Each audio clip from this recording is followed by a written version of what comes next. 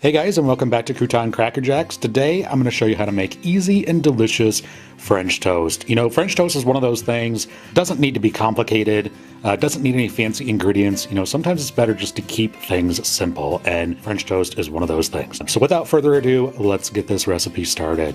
All right, first thing, obviously, I'm going to need a batter for my bread.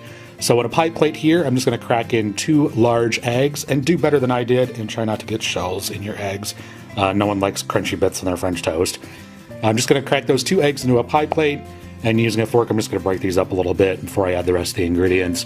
The reason I'm using a pie plate here is for when I go to coat my bread, it's just easier to do it in a wide, shallow bowl. To my eggs, I'm going to add in 1/4 cup of milk.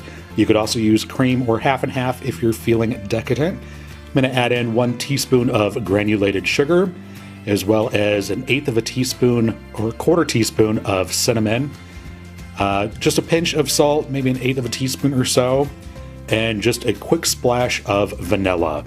Try and use real vanilla extract though. And using a fork, I'm just going to whisk these ingredients together. Just make sure that all the eggs are completely smooth. The milk kind of helps break up those eggs.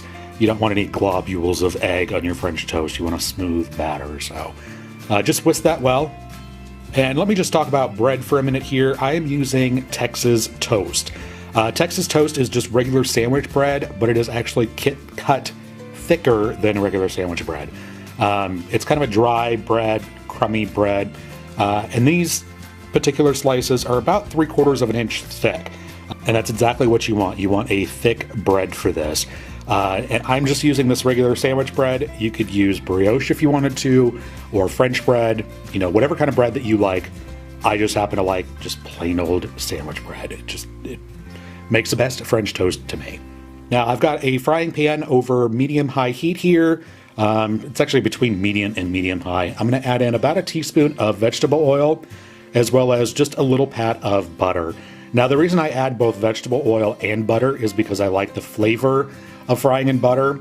As well, butter kind of has a natural non-stick property to it, but the vegetable oil raises the burning point of the butter so the butter doesn't burn, because you definitely don't want burned butter on your French toast.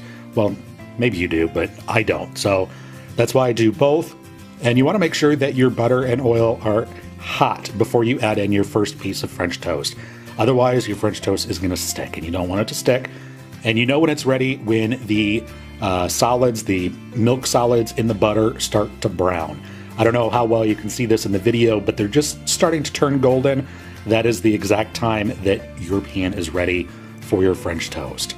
So what I'm going to do is just kind of mix up my French toast, my batter mixture a little bit here. Make sure that the cinnamon isn't, you know, sinking to the bottom. And dunk your bread just really quickly on one side, flip it over, get it coated on the other side, let it drip a little bit, and then add that to your pan. Now, a lot of recipes for French toast call for you to soak the bread. I do not like soaked bread for French toast. Maybe you do, I don't. I like my French toast to not be custardy.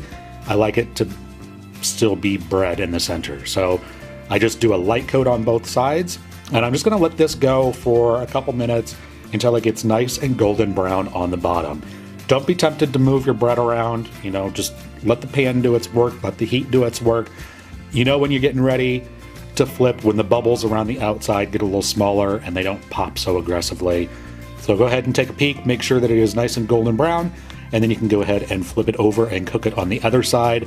Again, just cook it for a minute or two, just until those bubbles around the outside kind of simmer down. And then you can go ahead and remove that off to the plate. Add just a little bit more butter and vegetable oil to your pan between each slice, and continue frying up the rest of your French toast. And this mixture, using 2 eggs, will do, for me personally, 6 pieces of Texas toast, which is just perfect for me and my roommate.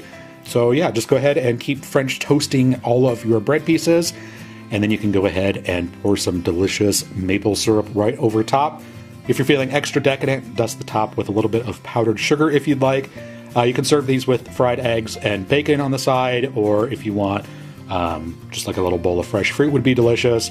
But yeah, like I said, sometimes it's better just to keep things simple, and French toast is one of those things. So Go ahead and give this recipe a try. If you do and you like it, go ahead and let me know down below in the comments.